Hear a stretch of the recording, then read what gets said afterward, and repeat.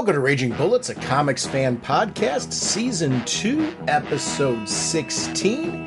We wrap up our discussion on House of Brainiac. From the sleepy suburbs of Cleveland, Ohio, there are assembled the world's two greatest podcast hosts, created from the cosmic legends of the universe. Sean Whalen. Welcome to Raging Bullets, a DC Comics fan podcast. I'm a big fan of variant colors. My love for Batman is that stuff. Let's talk some comics. And Jim Segulin. How's it going, eh? You know me and Superman. I'm really loving what they're doing. Raging Bullets is a spoiler podcast. Their mission, to discuss DC Comics in books, movies, and television several times a month in 1 to 3 hour episodes. And to serve all mankind. Outstanding! Welcome to Raging Bullets. I'm Sean Whalen, drnorge, and I'm joined as always by my co-host Jim, the sensational sensei of the whatnot, Segulin. How's it going, eh? Jim, on this episode, we're going to wrap up the final part of House of Brainiac. We're going to be talking about Action Comics 1066, Green Lantern number 12, Superman number 15, and Power Girl number 10. We are sponsored, as always, by DCB Service and InStockTrades.com. Mr. Segulin, what is going on over at DCBService.com? We have Absolute Batman number 1, Absolute Superman number 1, Absolute Wonder Woman number 1. All of those 40% off, only $2.99, plus multiple cool variant covers at various discounts as well. Thank you, DCBS. Over at InStockTrades.com, they always have their deals of the week. And some of the books that are over there that are really looking cool to me is Superman Lost trade paperback has been collected. It's $24.99 regularly, 50% off, only $12.50. The Resurrection of Magneto trade paperback is $17.99 regularly, 46% off, only $9.71. And they have the Invincible Iron Man Omnibus hardcover, Volume 2. This isn't a new printing, but it has two different cover options. They're $100 regularly, 46% off, only $54. I want to thank DCB Service and InStockTrades.com for continuing to support our show. Mr. Segulin, what kind of a podcast are we? Raging Bullets is a spoiler podcast. We go in-depth into plotline, story twists, and whatnot of the comics we're discussing on today's show. So, if you haven't read the books, you may want to come back later so you can better enjoy the show. Let's talk House of Brainiac. Nothing like the handy-dandy electro-claw for carving through metal doors. Our first discussion is on Action Comics 1066. The writer is Joshua Williamson, artist Rafa Sandoval and Miguel Mendoza, colorist Alejandro Sanchez, letterer Dave Sharp. Cover artist is Rafa Sandoval and Alejandro Sanchez. Variant cover artists Jorge Jimenez, Paulo Rivera, Mark Spears. The Pride variant cover is Betsy Cola. Assistant editor is Jillian Grant. Editor Paul Kaminsky. Superman, of course, was created by Cleveland's own Jerry Siegel and Joe Shuster. Superboy created by Jerry Siegel. Supergirl, based on characters created by Jerry Siegel and Joe Shuster by special arrangement with the Jerry Siegel family. And apologies to all the name butchering, especially butchering Jerry Siegel and Joe Shuster. I have no idea how I could have done that, but especially on the art team, because I know I am mispronouncing their names, and I do apologize to them. Can you say it 3 times fast? No. I'm looking at the cover for this one, and it's something that was great in the Jeff Johns run was the idea of introducing a lot more terror to the whole Brainiac concept. This cover is horrifying, like in all the right ways, not like overdone, but it's got the right kind of feels and fears, because this Brainiac Queen that's been created is really like a terrifying concept. Because it just feeds, and it's an unstoppable hunger. So it just would be something, the whole concept of this thing being able to wipe out the universe, if it kept going, it just adds a flavor to what I think Jeff Johns was really trying to establish with that character. They took it to a different level. But this cover with Superman in between the two hands, like almost being crushed, and her back there with this kind of horrifying demeanor, this was awesome. Oh, God, yeah. I'll tell you, the art, again, and apologies on the art team for butchering their names, because they're absolutely brilliant and a crucial part of this story. Now, I love this story being told. Joshua Williamson, amazing writer, love what the story did, but he and this team are what's making this story so epic for me. This is a visual story. This is a physical story. This is, a written story. So you need everybody working together, full art team, lettering, coloring, everybody working in sync, just to say, this is our story.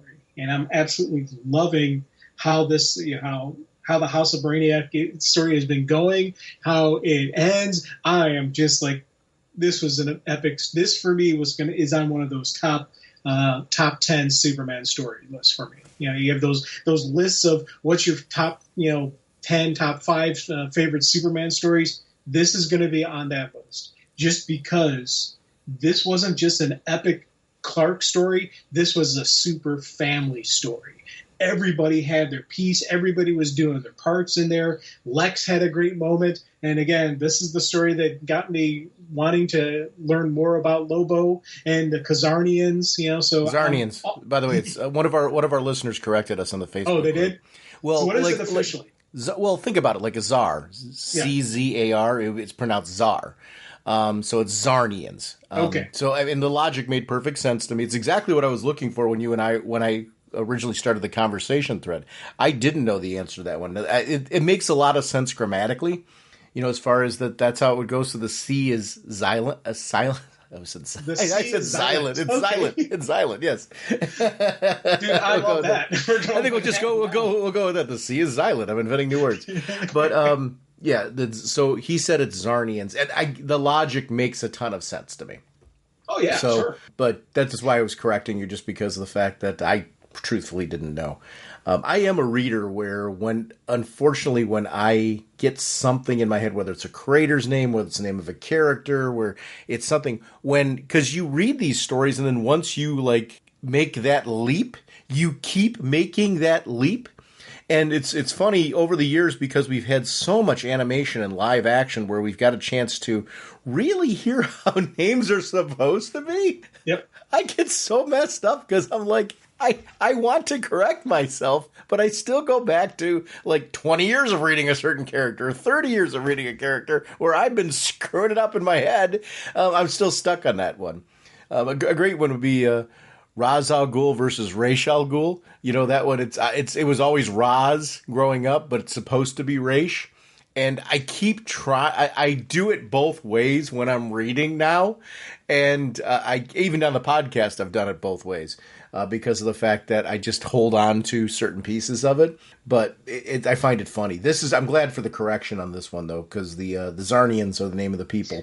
This is a great DC universe, cosmic universe story as well, because when you're talking about the bottles, these have been bottles that have been pulled from so many different races, some of which I don't think we realize who's all in that ship, because they certainly didn't go through a catalog of everybody that's there. Kalowans are in there, we know. But there's other races that are going to be in there that could potentially be brought back as a part of this Kalu that they created out of this. I don't intend to jump around on purpose off of that, but that's when we're talking about the DC universe and the cosmic universe in general, it does open up future storytelling opportunities even on that end with what they're doing with Kalu. I'm a big fan of stories like this where they leave you with multiple things at the end that could be used either by the writer of this story, if that's the intention, or for other people to play around with in that sandbox later on down the road.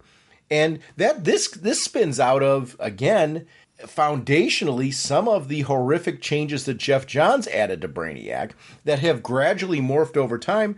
The writer is just taking this to a new level. And I love that. I love when a writer just says, wow, he set up something cool there.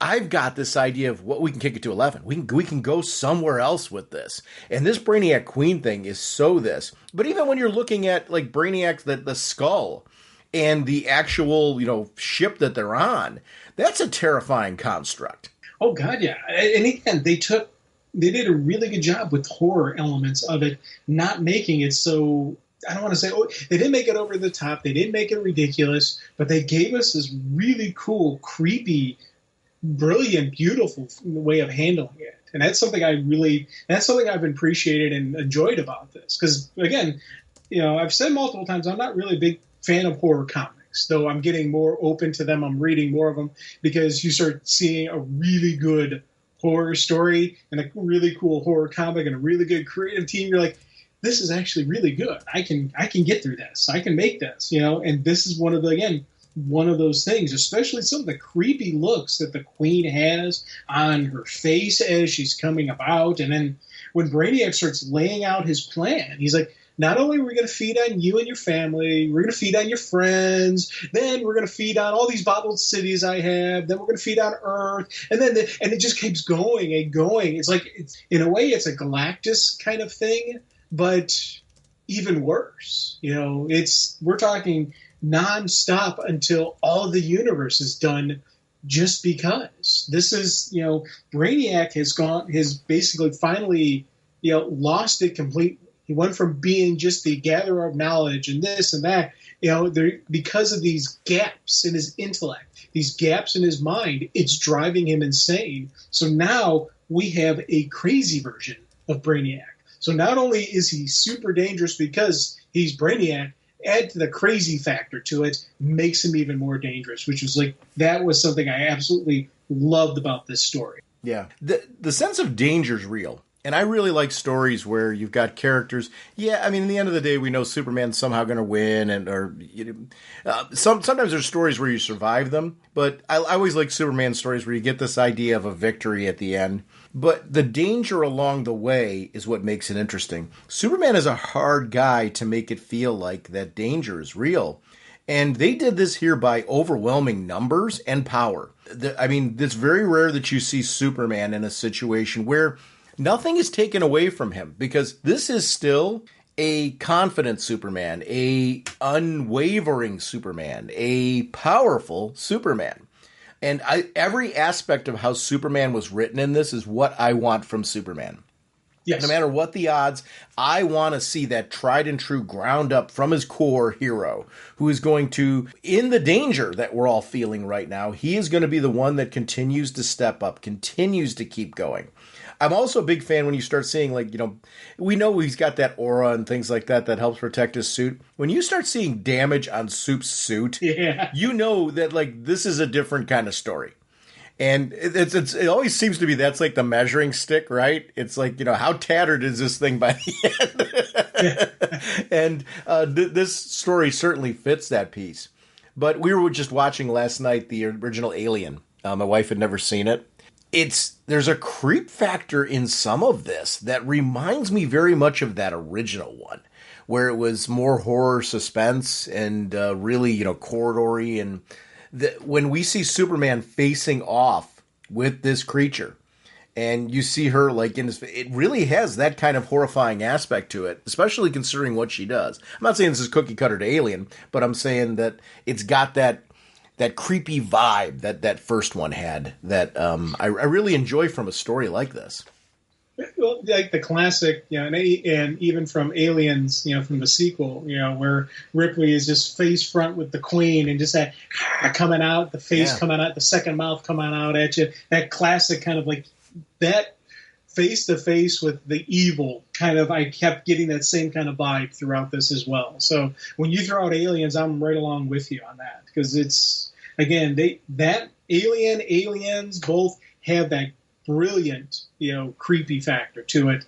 That horror scare, just the oh my god kind of moments. And this book really did have that as well with it. When she's like ready to eat that bottled city like it's a Capri Sun, it literally does with the straw and everything like that. I'm sitting here oh man, that is just knowing what's in there. It's just really adds a creep factor. Lobo was interesting in this, and I actually applaud you and I are both kind of predicting along the way that Lobo was going to maybe he's not totally on their side. No, he was. He was 100% with his people, and I actually like that. It was I like that kind of twist. It's something different. Oh, me too. Again, and I loved how he's like, hey, I finally met some family I liked, and you killed them before I could kill them. And I love just how they kept having that thing where it's you killed them before I could, And even later on when he's talking to Soup, man, he killed them before I could kill him, And it was just that is, I liked that they're not getting rid of, maybe it's one of those things where they're not getting rid of that edge that Lobo still has, but still letting him be a little bit sentimental that he had his people and they're now gone. I'd like to see how this impacts Lobo later on. And again, as I said, this story made me want to read some Lobo stuff. If there was a follow-up story afterwards, I would probably, pick it up. So it's kind of interesting that how much, this story has expanded not only just my appreciation for the Super family, it's also added Lobo into the mix. Yeah. He is a character who, it's funny I haven't read more of him, because I found that any of the stories that I've read with Lobo, even some of, since we've been doing this podcast, some of the miniseries that have come out, reintroducing Lobo, kind of bringing him back into the limelight, I've really enjoyed him every time I've read him. So I'm surprised I haven't read more than I have. I will say he's one of the areas where there's a little bit of holes in my background knowledge of Lobo. I've read some older Lobo, but he's on the stockpile list like so many other things that I just really like to read. I find that I enjoy it. This storyline, he was perfect for this. Because yes. I was going in my mind to the traditional, and you were too, of the idea of, oh yeah, the main man's kind of got a plan of his own and that type of thing. No, he was all in with the family. I love that. I think it's just different. And I like that there was enough of a tease as far as what this was. His whole handling of it afterwards, where he's recognized, I screwed up big time here. And he's kind of he doesn't like to lose. I like that about Lobo. Even, in that situation where he's like, I'm not going to give up. I'm not going to surrender. I'm going to keep going too.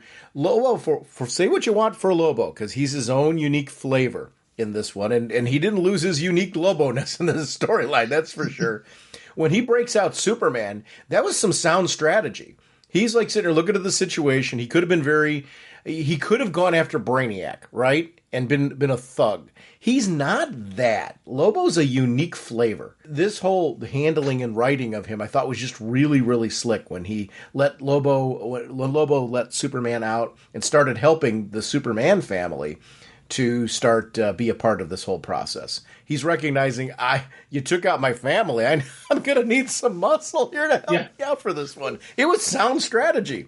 Oh, God, yeah. And I love the fact that, you mentioned it. He helps Soup, then he helps out Connor, Supergirl. He helps out Parasite, Livewire. And he just starts going through the list, freeing as many people as he can. Again, Lobo's not an idiot. No. He recognizes we're up against an army. We need an army. I need to get the Soup family. I need to get everybody with powers free to fight. And I love that that was something I absolutely love seeing Lobo just go through the line and just start freeing people. He could have very easily started throwing down with the Queen, could have started throwing down with all that. No, he's like, we need to free people. And that, for me, was a wonderful usage of the character. And again, something that does fit. The main man would actually think about that kind of stuff. Again, he is a bit of he is a big time barbarian. He is a big time thug. He's, all the negative stuff you can say about him. But he is a guy that if you're picking someone to fight on your side, he is somebody to have on your side. He's somebody who could throw down. It's kind of like when you're looking at the Lanterns, and you're like, I'm about to get in a bare knuckle Pier 6 brawl. Who do I want? My first choice is always going to be Gygar, just because he is just that fighter. Now if I'm looking for more of a tactical approach, then I'm going to John. Or if I'm looking for, John would be my choice for a tactical approach because that's just the way he is. But this is a Lobo kind of fight where you would want to have him in there. And again, I loved how they laid out this stuff because they're up against this epic Queen, and this is, again, how do you show Superman in a weakened state? You could drain him, which they did, but you can also put him up against an epic enemy, which is what they did here, where Superman alone cannot take down the Queen. Superman needs the family. Superman needs everybody working together. And I do like the fact that throughout this, even Brainiac's recognizing, okay, as this is happening, the Queen's going to need more power, so let's shift it. And he went to his backup plan of Lena Luthor. So started doing that, uploading the Lena Luthor part of it. I thought that for me was, again, showing this is Brainiac. He is that 12th level intellect. He's not just going to have everything based on the Queen fighting and killing all of them. No. Now it's for the second part, phase 2 of the plan. What's interesting with Brainiac and this one is the focus. Everything else is distraction. It's background noise. It's things that are getting in the way of his overall goal, which is to get this Queen up and running and to keep her feeding, giving her the energy and the power that she needs to be able to do whatever it was. He's willing to destroy all of existence and make that his legacy in order to make that happen, which is a very unique approach to this. He's leaving the battle because it's not about winning or losing that particular battle. It's feeding the Queen, getting the Queen where the Queen needs to be, getting the Queen self-reliant, which is really what he's trying to do. This is all, this is phase 1. Getting her up and running was phase 1. This whole Lena Luthor thing, we finally get no, she's there because of the fact that I can't possibly keep doing. Brainiac's overtaxed himself. We've seen the glitches. We've seen the effects of the glitch. We've seen him stumble and fall. And because he's controlling so many things at once, he's recognizes he needs to take a little bit of that and set it aside. I love that this is like his little side computer that he's putting into place. This is horrifying. Yeah. To me, there's so many physical, obviously, like anybody else, I have physical fears and things like that. But man, the idea of somebody screwing your brain and sticking stuff in your head and really messing around with you that way and being aware of it and feeling that happening to you and knowing that you're losing yourself in that process. I mean, this adds the whole claustrophobia aspect and the way that she's, held up there. But those tendrils going into her head, man, that is creepy. Very well drawn. I love the details. The look on Lena's face, the horror, the terror and all that really just adds it to another level of Brainiac's emotionless about this. Yes. Like, he is talking to her matter-of-factly. He's breaking down what this is doing, why he is doing it, and, of course, what it's going to do to her. As a matter of it, of course, it will kill you. Very matter-of-factly. And he means it that way. He really does not care other than the fact that she is a tool to be used to be able to achieve the goal. Yes. And I'll tell you, I love that art page. Again, truly capturing the horror of it, down to that final page where Brainiac is, I don't want to say out of focus, but it's the primary is on her and how clear it is. You can see the tear running down, and you very clearly see him say, it will, of course, kill you, but I love how the art choice there. This, for me, this page is absolutely brilliant. 100%. Oh, my God, I love this page. You said something, though, about he's a little more out of focus in that sequence. I actually really love that visual. So I think it's something that you don't want to dismiss the fact, because I think you're right on what you're keying in on there. Her being in the foreground and our eyes being driven to focus on her terror with him being in the background, that added to me that sense that this is very matter of fact to him. What she's going through is not. Yes. And I liked that piece. I think you're pointing out something that's being done very well with the artwork that I really, really appreciated. Oh, big time. Again, all this stuff really added to it. And again, that being completely strapped in, unable to move, unable to do anything as he completely just, violates her brain. I'm like, oh, that right there is a horrific moment, horrific point in time. And I love how, again, the power of the page, because you had that moment, then you flip back to the action sequences of the super family fighting the Queen. And I was like, damn, again, the power of the page flip. There is just something about it where the really cool layout and just how they plan, when you're going to flip over, what's going to come up next. Just a layout of a book sometimes can really add to a story. One of the things that you take a character that's been around for a long, long time now, since the death of Superman in Connor, and you take his powers based on, what he's witnessed recently, and you're like, let's add another layer to what he can do. It's important to keep evolving these characters, keep growing these characters, because these are important. This is a character that's very, very important to me. I've read his solo series. We've seen him evolve in Titans, all those over the years. We brought this character back and brought him back in this way, with this look about him. I want to feel this kind of depth and progression with him. He's the one, this Superboy, why do we need him when we have the son of Superman now? This is why. Because he can do things that nobody else can do. He's a little bit of different. And this book, you mentioned it before, this is a Superman family story. And that's highlighted in moments like this, where he's really the one, his being there and his being able to use his powers. He's like, he hasn't done this before, but he's seen it done. He's like, this is the time to try to put this into practice and see where it goes. He ends up disrupting the ship, which disrupts the Queen. It is a key pivotal turning point in this battle. If this does not happen, this battle was going to be over. Yeah, big time.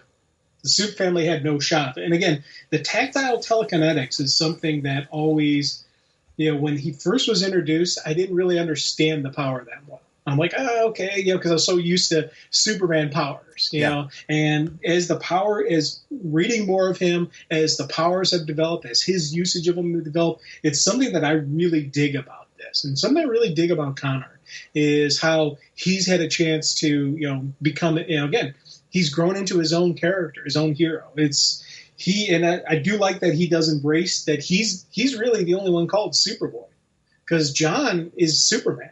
Yeah. There's the two Superman. He's the only one who's called Superboy. I thought that, I always liked that, about the fact that, on one hand, I'm always about give a hero their own name, let him give him a new name and call him something different. But for some reason, the way he embraced being called Superboy, the way he's, ever since even the death of Superman, where eventually he, really said, no, I am Superboy.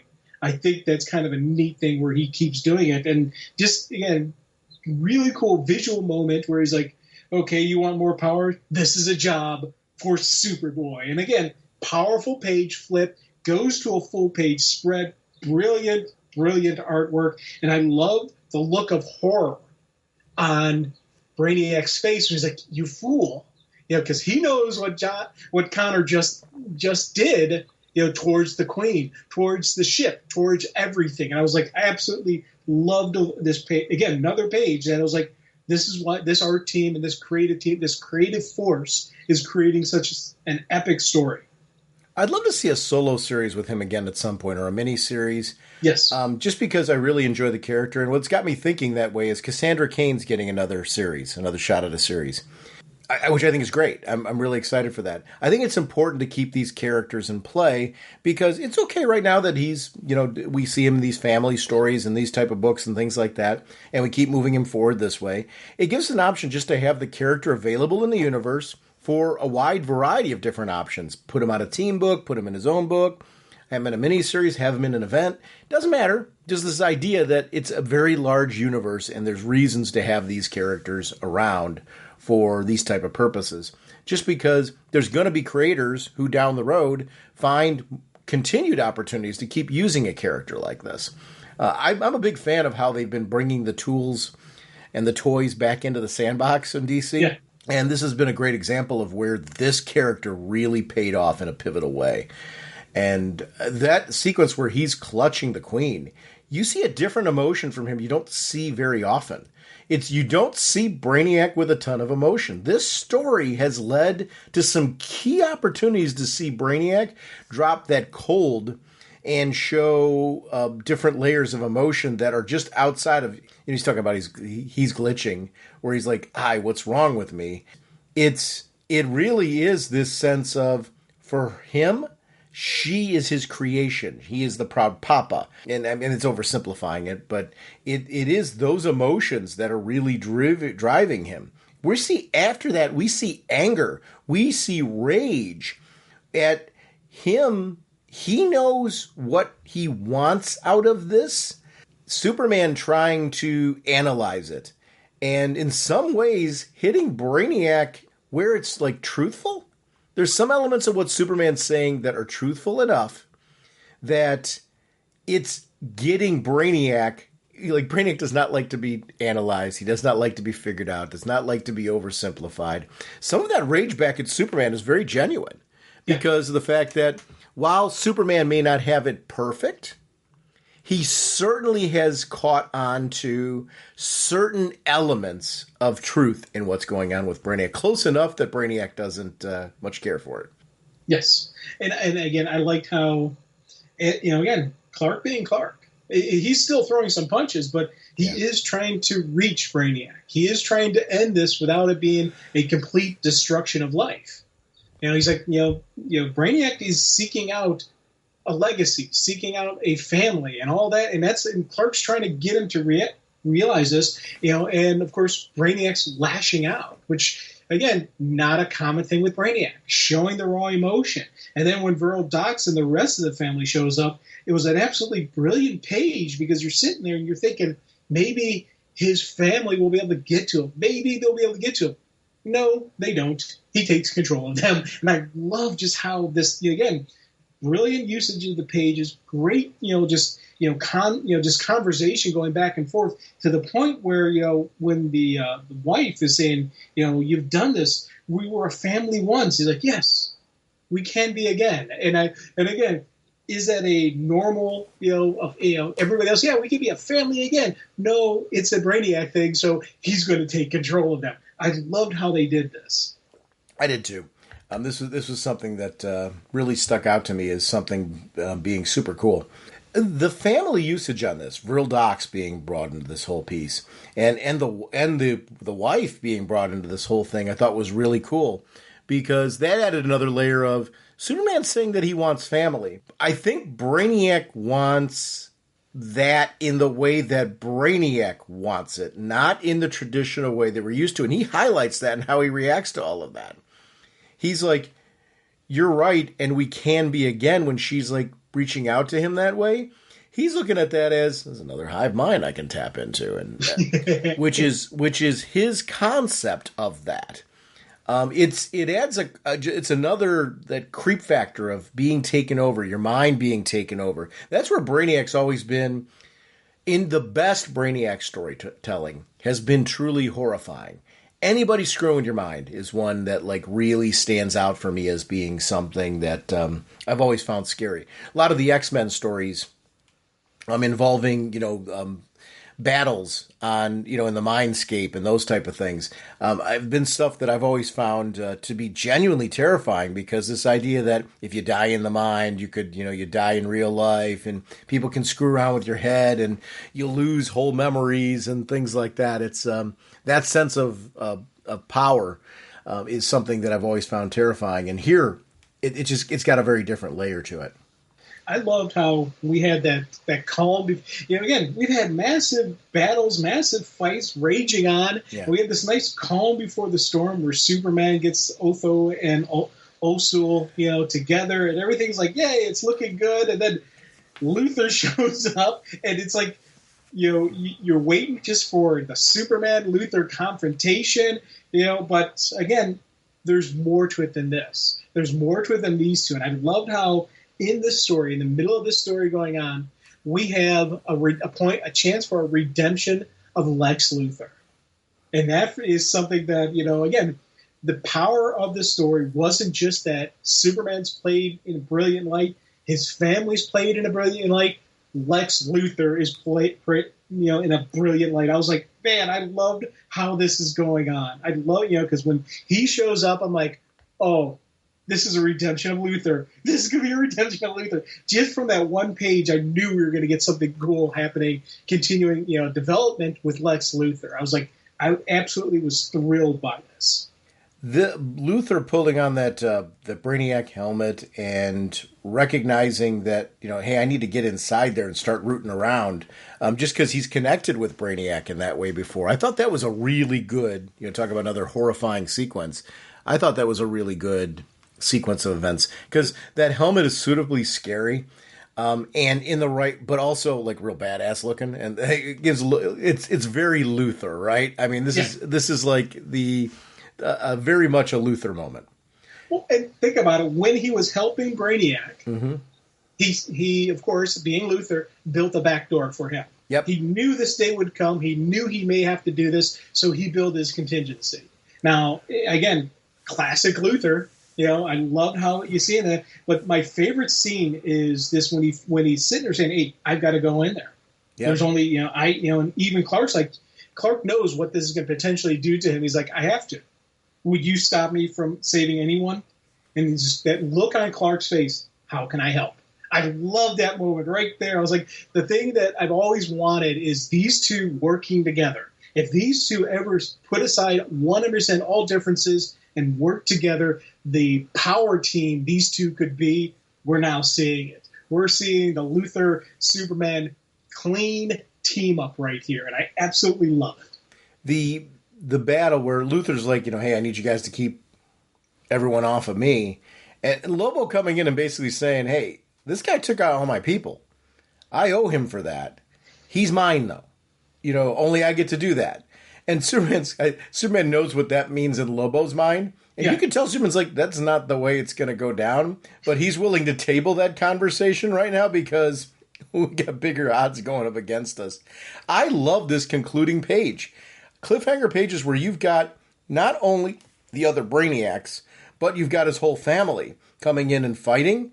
That part is really, really cool because they're all being manipulated by Brainiac. It's a horrifying scene. Also, this sense of numbers. Numbers have been a big play in this.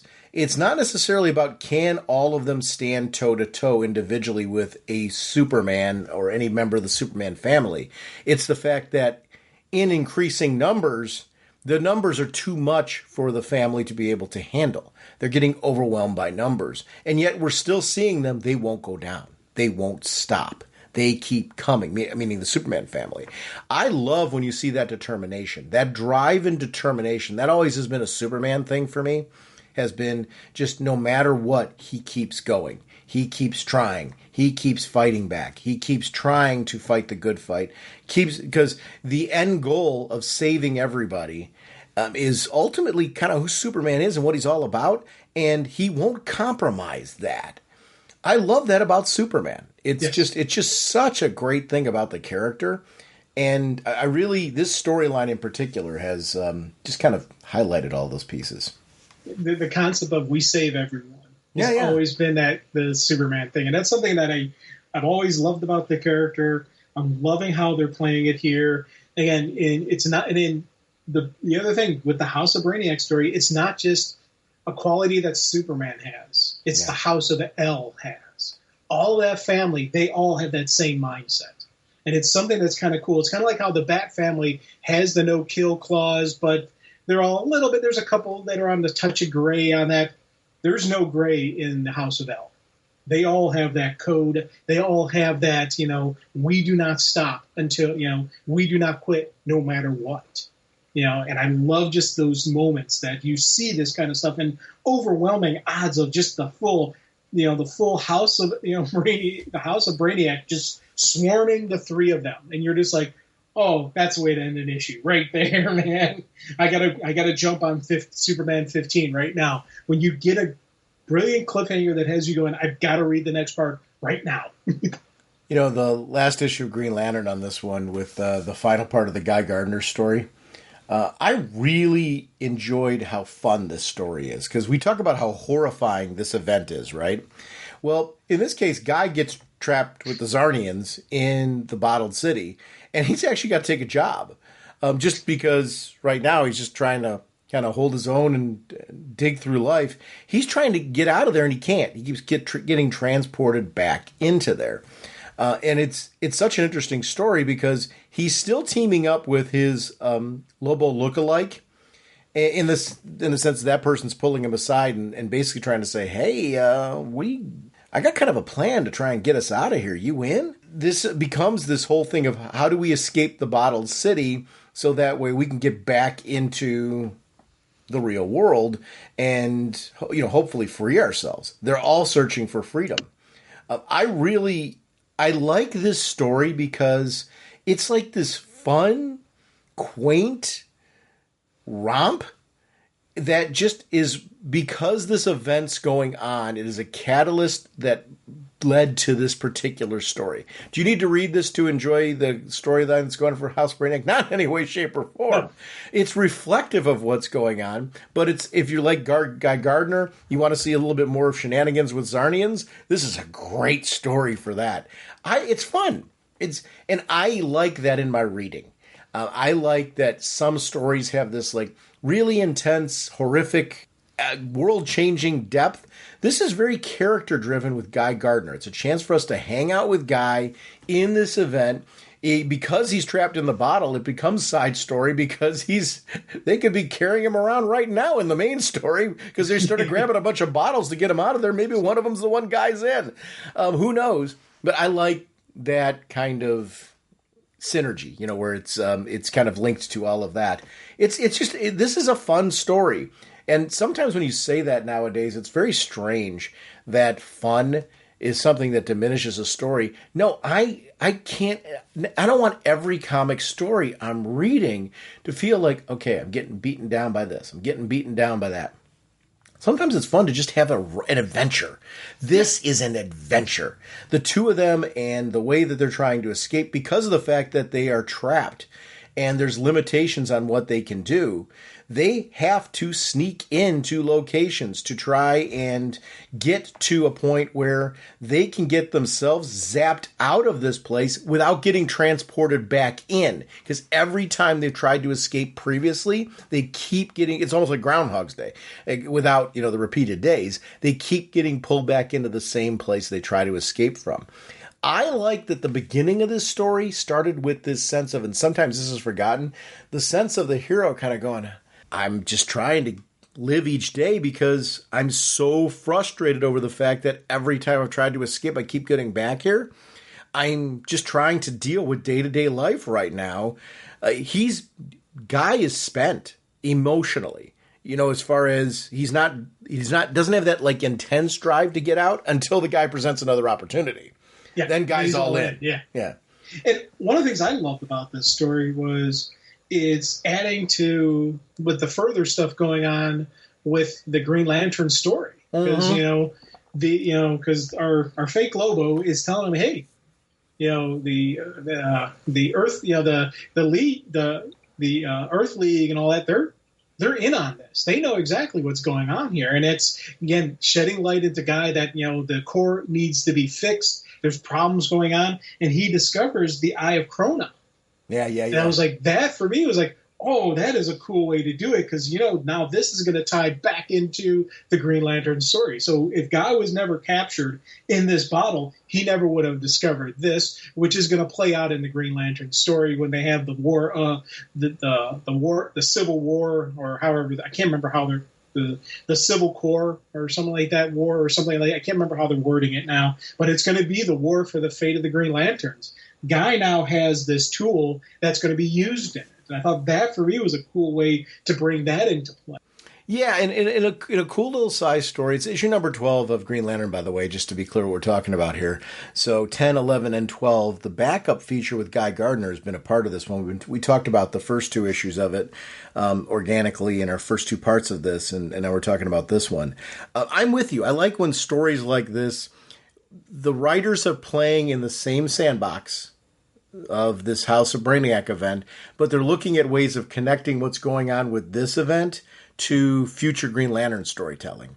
And that stuff is awesome. I think it just gives you the sense of why is a shared universe cool? Sometimes when you get stuff like this out of it, where you don't need to be reading that, but man, if you do, it's kind of like the sense of scope and scale just increases. And I love that. That kind of stuff is cool to me.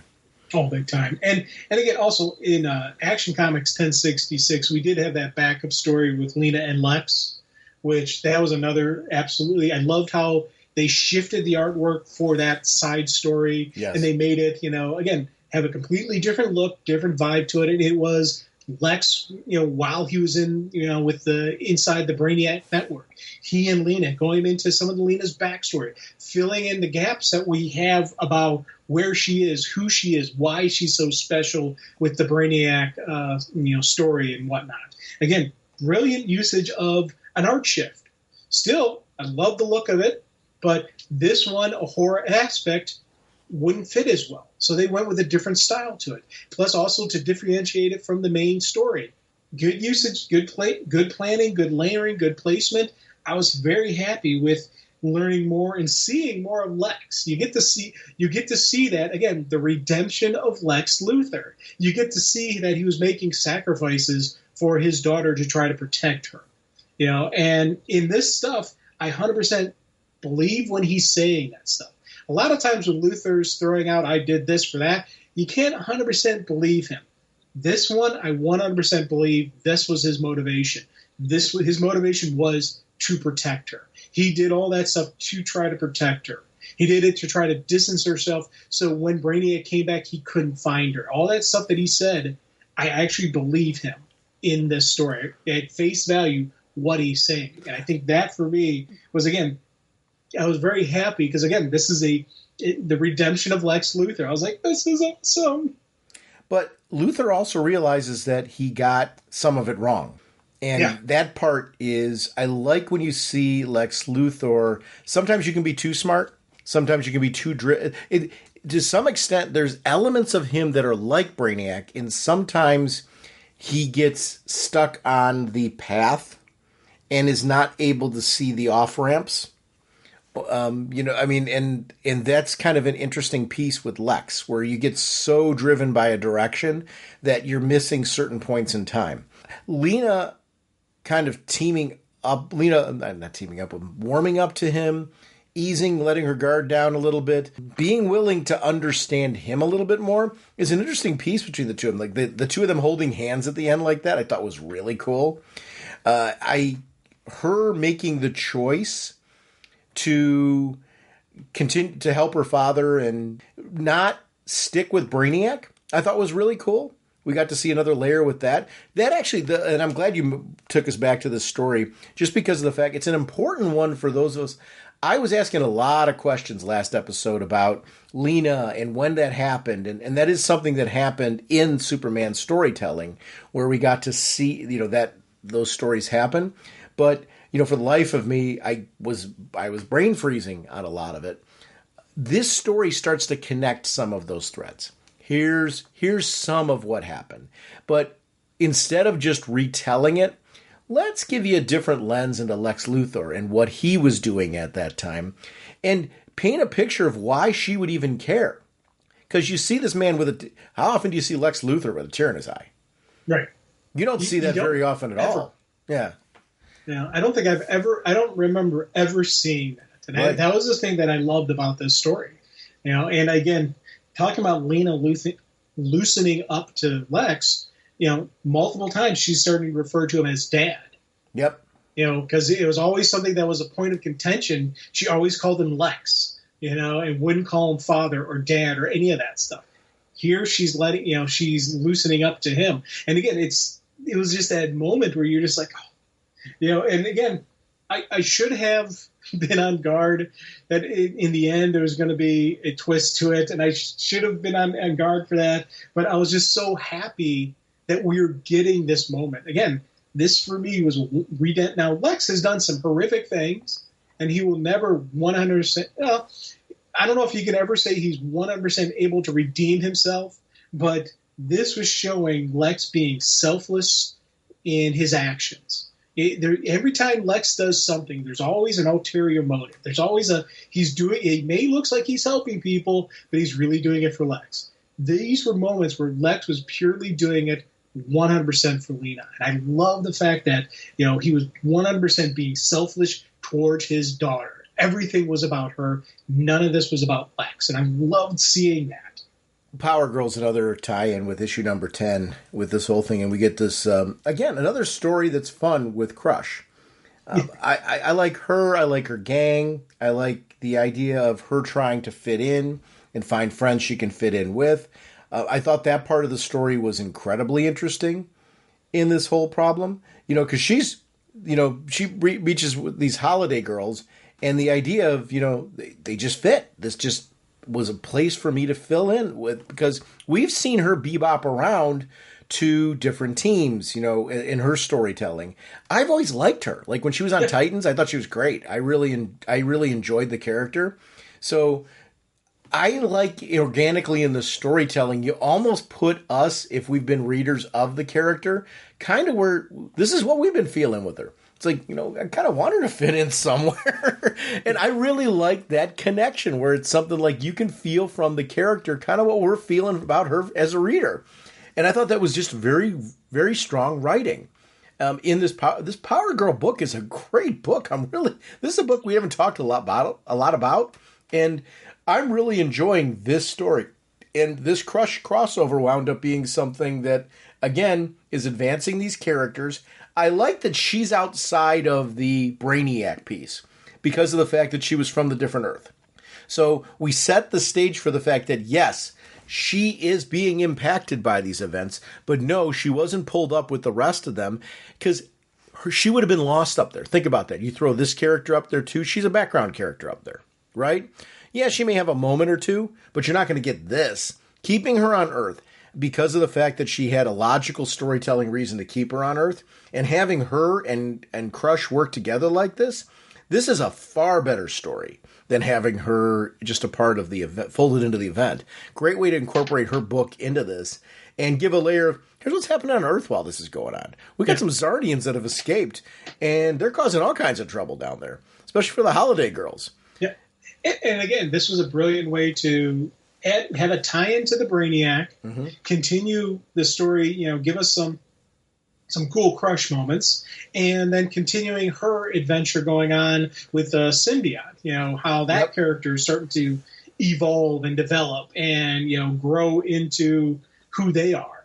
So they did brilliant job with telling us a cool Power Girl story tie-in, a really neat Crush thing, but laying down the groundwork for future Power Girl stories with that Symbiote character. So we're like, hey, we've got some, again, I'm very happy with how, these tie-ins are going in where it's not just about the event, it's about continuing the story. We saw that with Guy continuing the Green Lantern stories. We're seeing that with Power Girl continuing her stories with her future villain. She's going to have a nice, good run in a couple issues or so. Well, that's important because you're going to capture two different groups.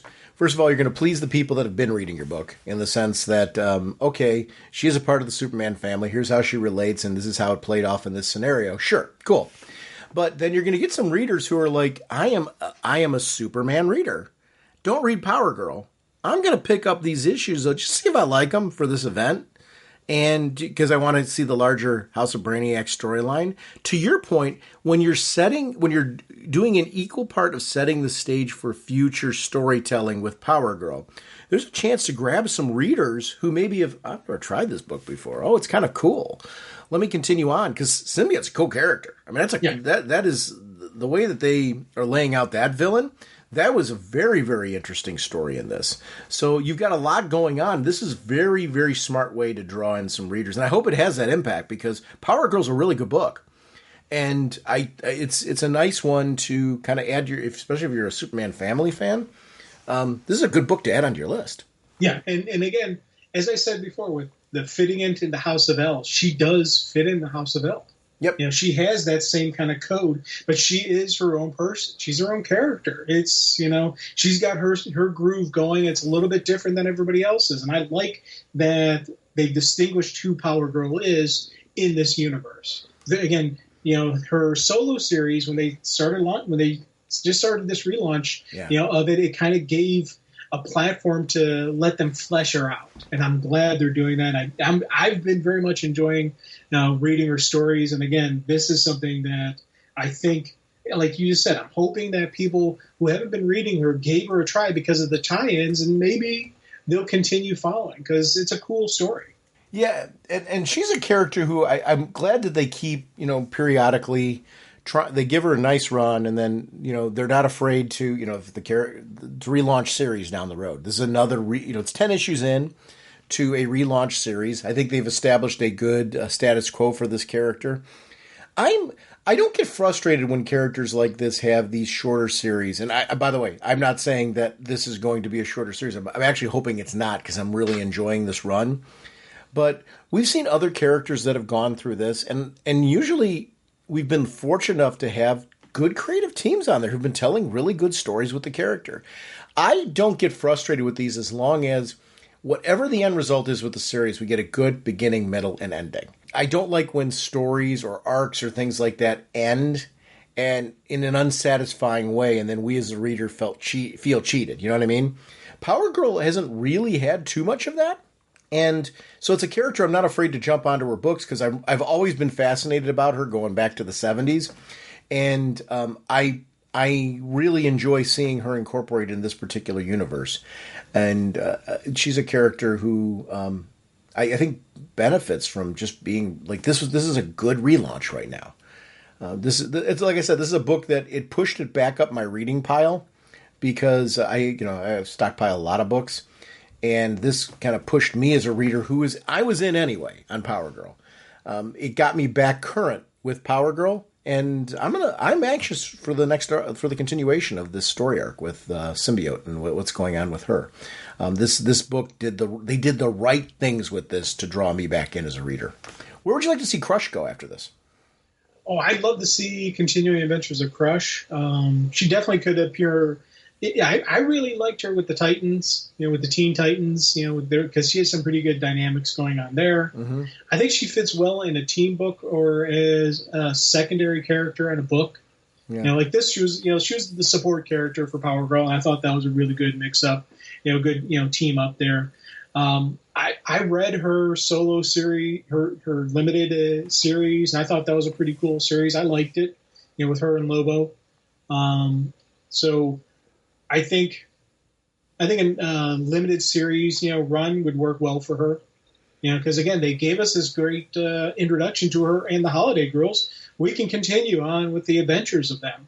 They ride into another city and, chaos ensues, or, she rides into another city of another hero and she teams up with that hero, or however they want to roll with her. Yeah. I do want to read more of her because every time I've read her, I really enjoy her. And they keep building and developing on the character. And it's nice that because this creative did it and then the last creative, they keep building. They're not they're not changing who the character is. Right. They're taking, it's like, when the creative, so far, every creative team I've read with her, I always feel like it's the same character each time. And it's been a different creative team each time, but they're not trying to tweak her or change her. Like, no, we're just going to continue on the story that's been told about who Crush is. This Crush that we read 100% feels like all the other versions of her I read.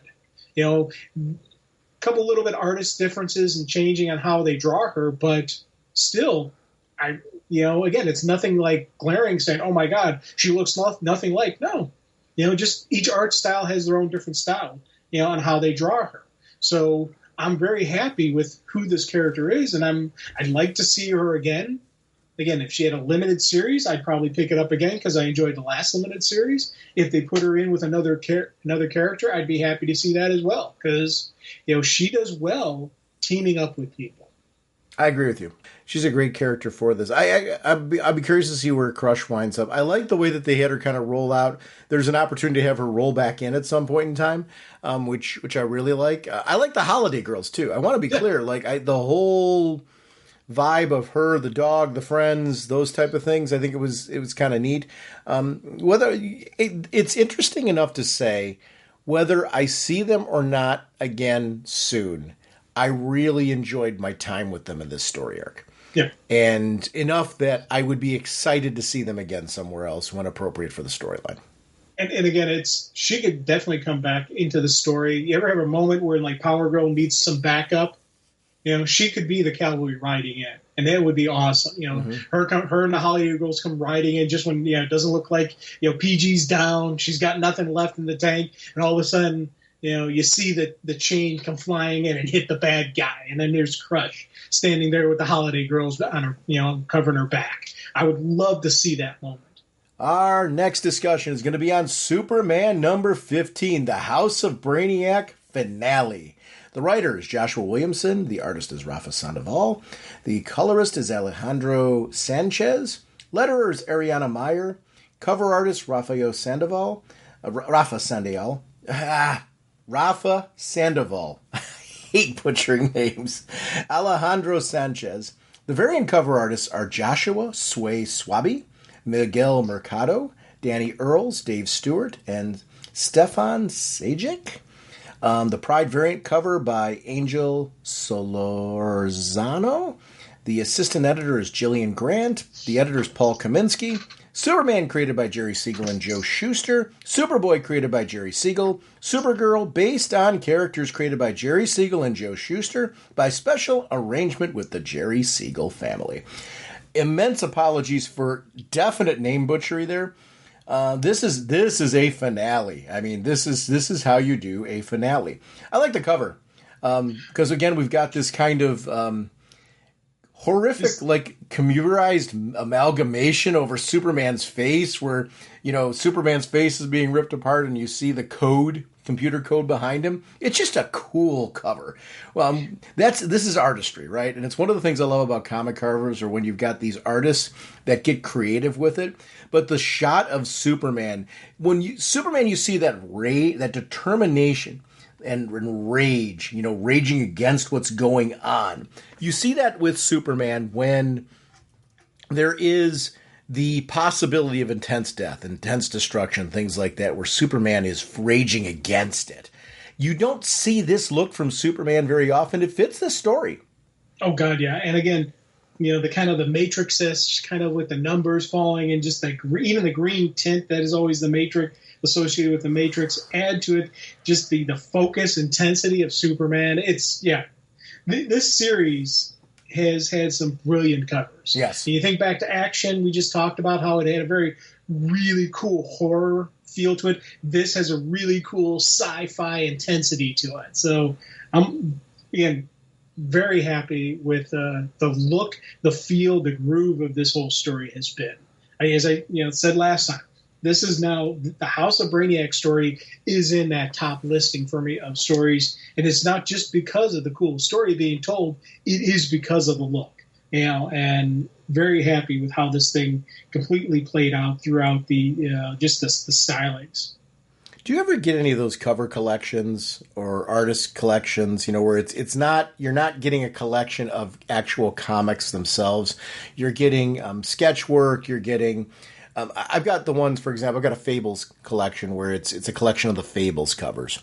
What I like about it is a lot of these books, when you get these art books that are cover collections or art collections in particular, they've got anecdotal pieces. You know, some of the genesis behind the scenes of the cover, some of the thought process, where did this come from, those type of things. Do you get any of those kind of books? You know, I have actually in the past. Yeah. You know, and it's based on which artist. And off the top of my head, I know I've got Amanda Connor. Sure. You know, did that. Yeah.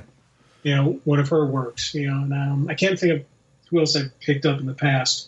But, you know, again, it's something I like having it on the shelf. I picked these up with the idea of one day meeting them and having them sign the book and all that kind of stuff, and kind of a neat thing. But I do see that, and this is one of the ones I would actually seek out if they were doing a Superman cover or something like that, or even just this artist. You know, I would pick up some of his work as well. If they did a cover book for him, I would pick it up as well. So, yeah, it's, for me, I've always been about the writer, you know, and as time has gone on, I'm more and more about the artists. I'm following artists now, picking up books based on an art team on there, whereas before I used to only really be about picking up a book based on who the writer was.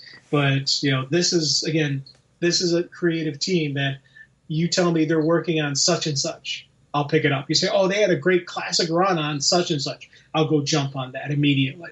You know, just because how much I've enjoyed the look of the book as well as the story being told. So we had power outages recently. I know you were victim of them as well. Where this is coming up is I have a lot of books that I buy that are like these coffee table type books. And I buy them I'm like, oh, this is an artist I really love. That book sounds really cool. Then I don't read them. And when I say don't read them, I don't page through them, things like that. Like I do initially when I get them, like, oh my God, that is so cool. And then I set them there and they become these clever little dust catchers. With the power outage, I started going through my Fables covers one. That's one's on the top of my brain. It is a wonderful book. Like there's these new things called bookmarks. So really? I put a bookmark in it. And like I'm actually continuing on with it. It was so there was nothing to do. Power was out. We have this lamp, the deep cell operated lamp that I plopped on. And my intention was, I'm going to pass a little bit of time just paging through it quickly. I didn't page through it. I started like going through page by page and really reading what was there. And I got to say, if you've got books like this, like I do yourself a favor and actually plop them open and read them. I'm very guilty of buying a lot of these wonderful hardcover collections absolutely with that intention. And because I have so many of them and so many things I'm trying to read, I just haven't done this particular type of book where I've gone through and actually started looking through it. And oh my gosh, this book is, first of all, the artwork is stunning and the anecdotes are perfect. I really, it's everything that I wanted from the book when I bought it. And I'm so glad I did. I'm glad that years later, because it's been years since I've had a chance to look at that bad boy. I'm going through it, and this cued me on that because, like you, like if they started doing a collection of, and I know there's collections of Superman covers out there, they do another one, and I can get stuff like this in there. I'd love anecdotal detail, like where, how did this cover come about? I love this kind of stuff because the thinking process behind. I'm not an artist, but I enjoy knowing like how did you get here. Because this is a stunning cover. This series, you're right, has really benefited from some very, very cool covers in the last few months in particular. So it's good stuff. Speaking of just beautiful artwork, the Hive Ship, as the beauty and destruction, things are not going well in the Hive Ship because of what Connor did last episode. Or last issue, I should say. And, we're seeing the explosion in this horrific area. And, the after effects of Lex and Lena, trying to survive everything that's going on around them. It's a beautiful opening with Superman and Lobo and Supergirl trying to do exactly what they said they were going to do from the get-go, keeping everyone away from those two. So that way, the end game can commence. And I just really love the sense of scale of this. It's funny, I keep going back to, and it's because I just saw it, I keep going back to Alien, but there's certain areas where just the idea of, and you mentioned Aliens, the idea of, and I guess probably an amalgamation of the two is probably better where I'm at on this piece because Aliens had much more of the numbers that we're seeing in this particular scenario. I really like the sense of, we've referenced it, the sense of danger in this piece because Lobo is another heavy hitter. And you want to feel like when Lobo's on the scene, that there's a sense of danger. I'm going to ask this question. How is Superman's suit healed? Well, actually, the tattering, most of the tattering happened in the visions of what was to come. So it wasn't actually happening to the suit itself. Thank you. Because that was the tatter. Because I noticed that when we were talking about it, the tattering was when Brainiac's saying what I'm going to do to you, and that's when you see the tattering. When he was actually fighting his suit was pretty solid. Now it wasn't more of the traditional suit that he has on now. It was more of the space armored suit that he was wearing before. So they did kind of tweak that a little bit. But again, I'm okay with that. I take it as those parts are the stuff that came off during the fight. I am too. Actually, you're actually, the fact that he was wearing an outer shell adds in a whole other layer to this thing for me. Because you're right, he was, when he came through space with Lobo, he was wearing that outer shell. That puts us in a very different place for me. That's exactly, you're actually answering in two layers, you're answering it. Part of it was the visions. The other part of it was battle damage to the battle suit or the space suit that he was wearing when he came in here. You're right. I mean, so all of those pieces fit together. Thank you. It's sometimes the simplest answers on those two layers actually are the best. And that makes a ton of sense to me. Yeah. And I loved how, again, Brainiac's using his family against Suit, and Suit won't fight them. He freezes them with the breath, gets them out of the fight. Mm-hmm. And again, the concept of family is irrelevant to Brainiac. Yeah. And it's again that continuation of him. They're just cogs in the in the machine. It's not any personal emotional attachment, but we're seeing that there is this emotional attachment. And that's the thing that's weakening Brainiac, in that he can't comprehend the emotion. He can't comprehend that side of it. It's the logic loop that's causing it is his emotional ties. And I think that is kind of a neat thing, where if Brainiac could embrace his emotions, he'd be able to work through the problem. But because he can't, it makes it even worse. Yeah. Superman recognizing that he has his powers back, I thought was something that was really cool, how that was played out. And even in that scenario where it looks like, Superman's stepping up for it, Brainiac is not backing down at all. Yeah. Brainiac is like, hey, all the more power for the Queen to feed on. That's great. You're a snack. But he's also trying to break Superman's spirit by pointing him to the overwhelming numbers down below. Brainiac is very, very smart in the fact that he attacks somebody in a it's not just physical, it's not just force. He likes to use the mind. And it was, he's sitting there saying, look, the Zarnian and your cousin are no match for me. They're going to fall, and then so will Lena and Lex. He's basically trying to break Superman's spirit down, which gives him an advantage until the rest of the Superman family shows up. Superman's symbol being hope, and that whole concept being introduced, years ago through film, and what does that symbol actually mean and stuff like that. It's something that we know inherently has always been a thing, I think, in the best Superman storytelling. And when those characters show up on the screen, and they're people that we love, and we get to see even some of his quote unquote allies. Because we've got Parasite and Livewire, and we've got Mercy down there fighting as well.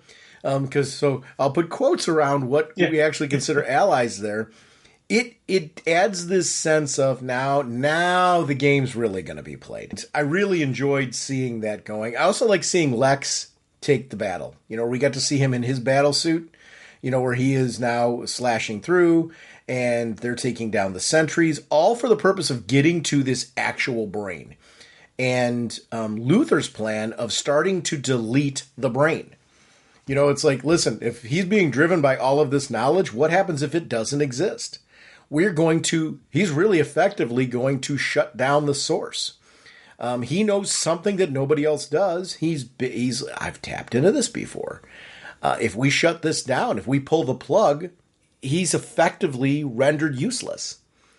I love this plan.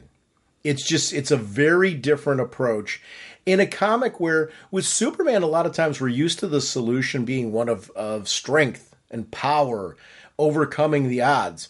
When you see situations like this where there is this smart kind of strategic happening, this is something that Superman's very good at. Superman is good at recognizing when you need to protect and let others do their part.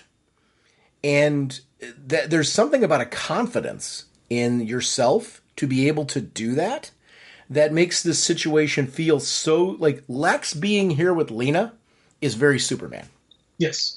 The thing I loved about this story, think about it. The victory didn't go to Clark. He's not the one who did it. Mm-hmm. It was multiple fold. Connor using tactile connects to hit the ship, and now Lex affecting Brainiac's brain doing a shutdown. Yep. Those were the two pieces that saved the day. And I love how the story plays that out, where, again, it's the two people that you never thought would actually, if you had at the beginning of the story said, how is this going to be solved? Those two things would not have popped in my head. And I love that that's how the story played out. But I also love the end. This was a full team dynamic. Because even after they've won, they now have won. Brainiac separated, his drones are down, all his family is freed from control. But even though they've won, and I did air quotes around the term won, there's still trouble going on.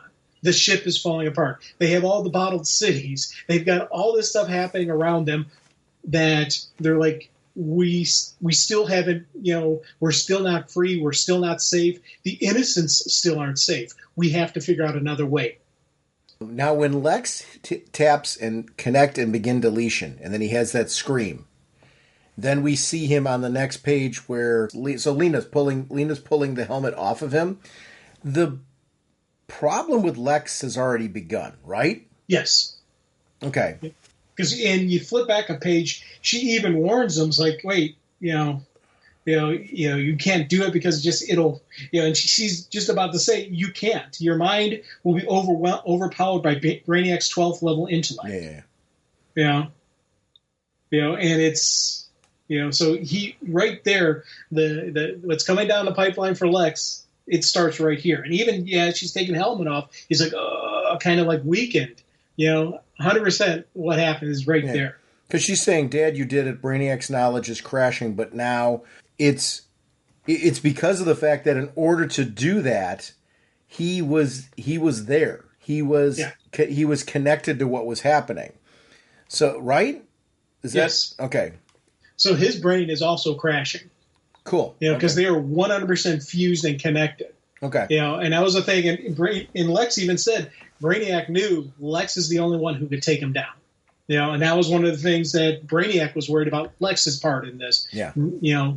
Because Lex, again, his intellect is strong enough to do that, knowing it would be the feedback on him. Yeah. And I like how after that hits, the ship, of course, is breaking down because it's all interconnected. And we keep getting the listens, Brainiac intellect at 75% and 99%, but it keeps going down and down and down. And it's, breaking down the loss of intellect on Brainiac. It's funny, Vril's back incoherent and things like that, and he's basically talking to himself, is this what you wanted, Dad? Your family around you at your deathbed? And, Brainiac's, pleading for help. He'll never get that. He's at 40%, intellect's at 40% right now. The son's kind of like, at this point, he's manipulated me again. What kind of help you think you're going to get from me? I like that Brainiac, out of rage, is ready to kill he was going to kill him. Hands down, if it wasn't for Superman showing up in that seconds, Vril would have died. Well, he would have tried. I don't know if he had the power, the energy levels to do it. And it's funny, as Brainiac's intellect starts dropping, his raw emotional responses is starting to increase. Right. So it's kind of funny that, less smart, more emotional. Yeah, and that emotional part was really, really interesting. He's running through this like flip-flop of different personalities almost. Because there's this realization as his intellect's at 25%. And you can't help but wonder, okay, he wants Kalu saved. What back door is in Kalu?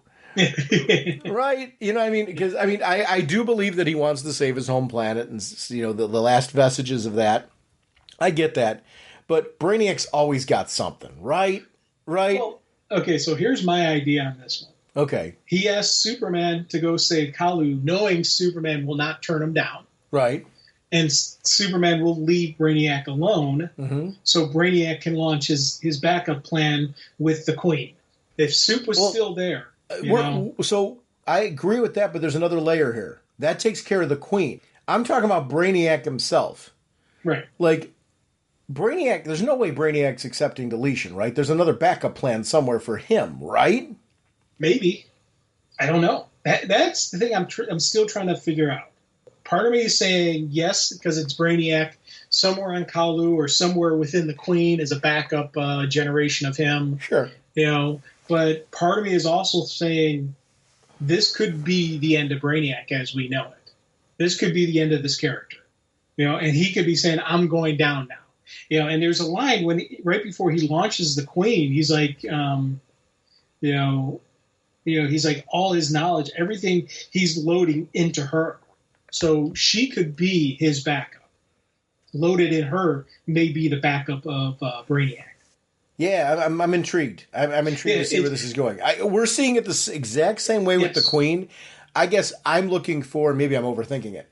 I'm seeing the whole Queen piece. We see it the same way. Like, he wants Superman out of the way so that way he can make sure the Queen gets out of there, right? Yeah. Whatever that looks like, knowing that, like, she is going to be able to live on as intended, at least at some point. Like, something is going to trigger her being able to fulfill her actual destiny. But I feel like it's Brainiac. Like, there's got to be something else, right? There's got to be a backup. Yeah. Yes. At least I think so. We'll see. And I may be overthinking it in the context of this storyline, because your point, it might be it may be the end of this version and we'll get another one later. Who knows? But I don't know. I guess I was kind of looking at it as there's something on Kalu that he was trying to save. Was it really that he was trying to save his people? Because I think there's a portion of that. Or was there something more there too? And here's the thing. I wouldn't be surprised if a creator down the line makes it that there was a backup Brainiac in Kalu. And that's why he wanted it. Or they use the Queen to reboot Brainiac. Or if they just run the Queen as Brainiac now. Yeah. Any reference now to Brainiac will be the Queen. Yeah. You know, and she will be the Brainiac that they use in stories. And then a couple years from now, some writer will say, hey, why don't we do this? And they pull it, and that he had a backup generation on Kalu. And they pull up the story, Kalu 2.0, and next thing you know, Brainiac comes back, and I don't know. They're laying this out beautifully that a creator could do it, or this could be 100% the end of Brainiac. This could be the end of the character, flat out. No more Brainiac stories, this version. And making it so the next time Suit deals with a Brainiac, it's the Queen version.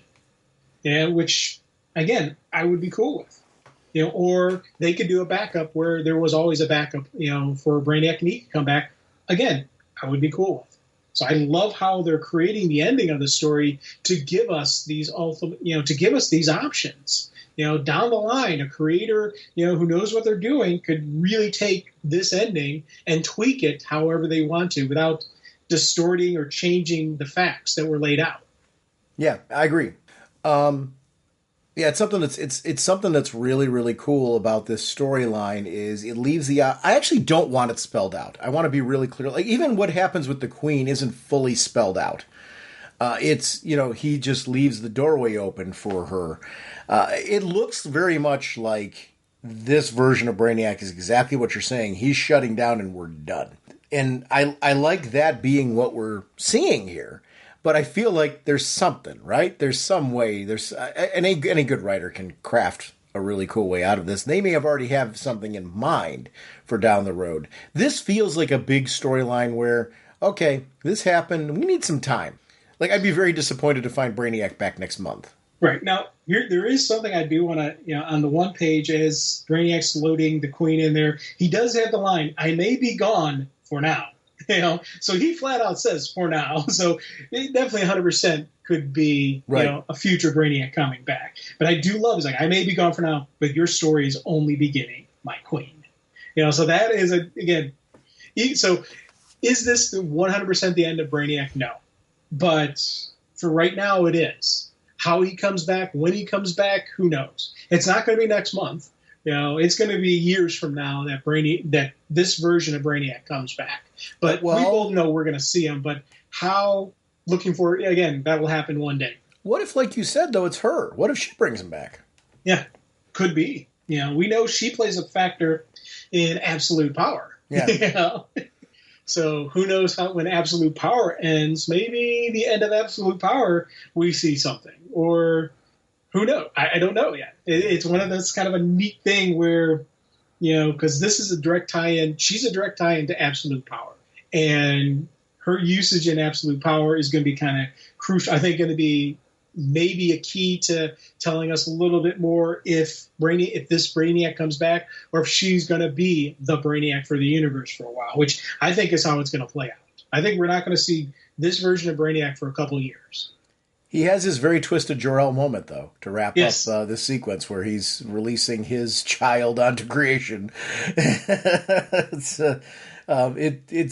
the ending of this is very cool. Getting everyone back to Earth, I love the sense of people reconnecting with those on Earth that weren't a part of space, kind of realizing that this is all wrapped up. Yeah. Kalu 2.0 being put out there. Superman and Lobo having that, really cool, kind of fist bump moment where it's kind of like, okay, I screwed up, glad in the end we got to team up together and resolve this whole situation. Leading into the Lois bit, which in comics, it's become such a thing where anytime a relationship's going on with characters, you've got to destroy it. I applaud that this relationship it hasn't happened to. I want these two together. Well, it did happen for a while when they rebooted. Yeah. Bringing these two back, having them still be a couple, and doing that. Please, please do not split these two up. It's far more interesting to me. I don't want to see every superhero married off. Don't get me wrong. But there's something about these two together that this just works. And it's sequences like this that I really, really loved. Because I needed that before we got the Luthor bit. The Luthor reveal was great, but I need Superman and Lois reconnecting the way that they did. There's something about that makes it feel like everything's okay before they tell us it's not. Yeah. Well, like I've thrown this out on the show before with the whole death and return of Superman. I loved how throughout it, there kept being that bird tapping on Lois's window, and she's like, dang bird, dang bird. And then the one time she opens up the shade and you see the big red S. Yep. And the next sequence is he snatches her up and they're up in the clouds with the super kiss and all that. I'm like, I still, to this day, remember that, that image can pop in my head, and I still smile from it. It still is a good, happy moment of why these two need to be together. This, again, another powerful moment, another great moment. And then, again, the page flip. You get Lex and Lena there. And I'm like, hey, and I loved how to be honest, the first time read through, I was completely swerved. I did not see this coming, and I should have. I'm kicking myself for not seeing this, but I did not see the fact that, Luthor's brain has been pretty much wiped clean. He's been deleted as well. When he went in there, when he was linked with Brainiac, he's completely deleted. And I love how Clark has that moment. Luthor, I was wrong when I doubted you. I know you were doing all this to protect Lena. You have proven yourself once again to be the man you promised to be. I'm proud of you. And extends the hand, and Luthor, Lex, I'm sorry, were you speaking to me? Who's this Lex Luthor? I'm like, oh, God, Luthor's brain's gone. Yes. I cheered. I actually cheered because I'm like, one, I 100% believe this is true. This is not Luthor being Luthor. This 100% happened. And two, I want to see what happens to this guy. I want to follow this story. I want to know who is going on, what's going to happen with this Lex Luthor and Lena Luthor. I agree. So I'm reading the next page where we get to see the Doomsday's breaking himself free. Yeah, we're seeing he's breaking out of hell. We're seeing the wall, the crack in the wall, like as only Doomsday could. I'm ready for another Doomsday story. We're getting one in the fall, and I'm looking forward to seeing another Doomsday epic. Doomsday is kind of because it's obviously from the same era. It's Superman's bane. And I feel like he's one of those characters that most of the time they've gotten right. And I say the same thing with Bane, right? Most of the time. I think that when writers really get this character, there's something special about a Doomsday story. And I feel like we've got a really good pace going right now with the Superman books, that I feel like this is the right time to bring back this villain.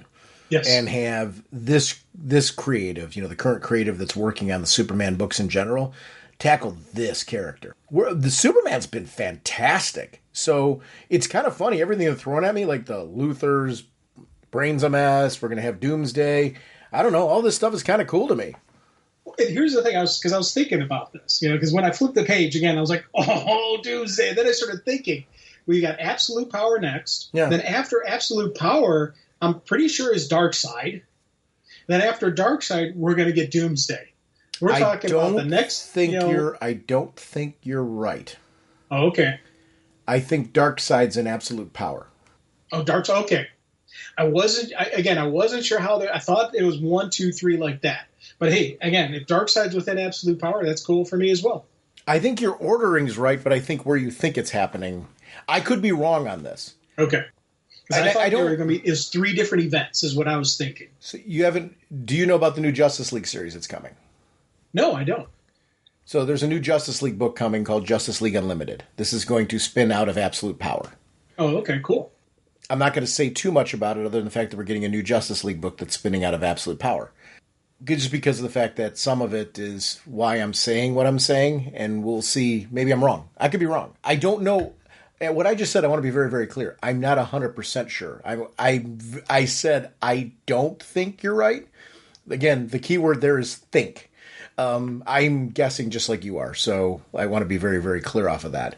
But admittedly, some of that is because I follow, like, I just want to make sure I'm not missing stuff that I want to read and things like that. So I always read the, like, what books are coming, how do we get there, that type of thing. So that way, I'm when I heard there's a new Justice League book, I'm like, oh, cool.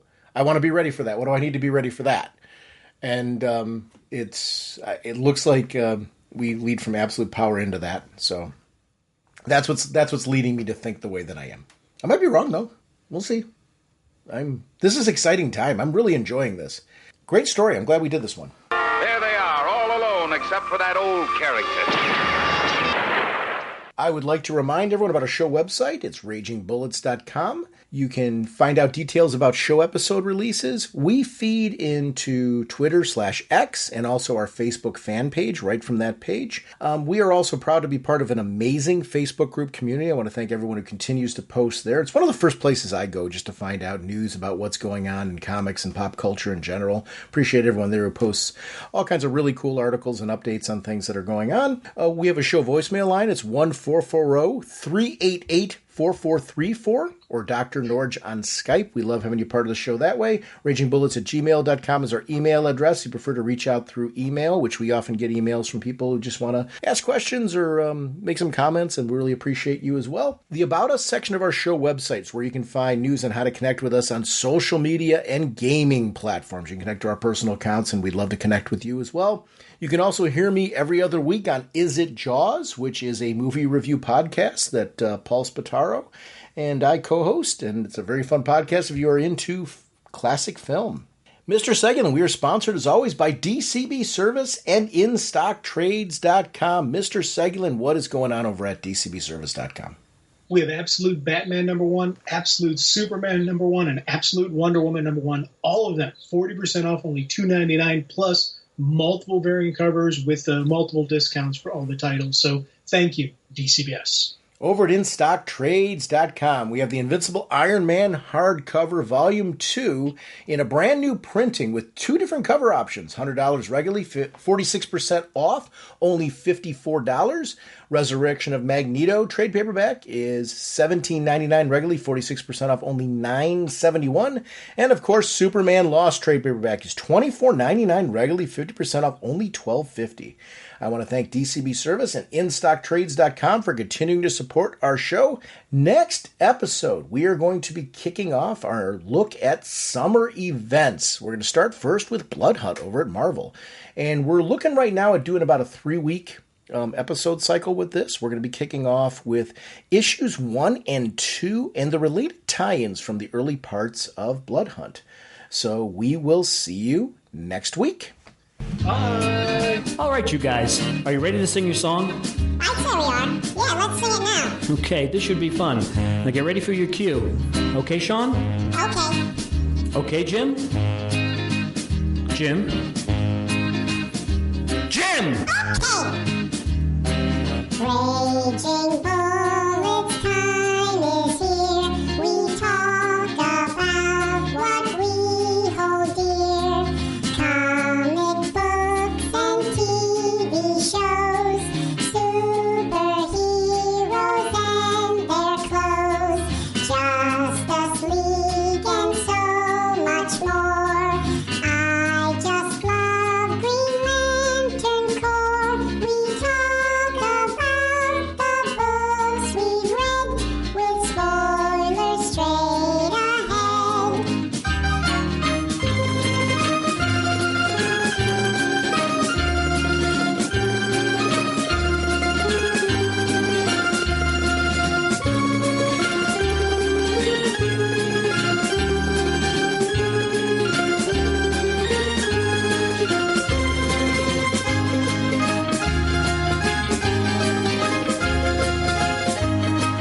Okay, fellas, get ready.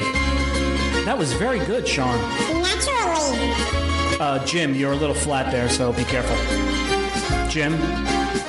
Jim? Jim! Okay. Justice League and so much more. I still love Green Lantern Corps. DC Comics are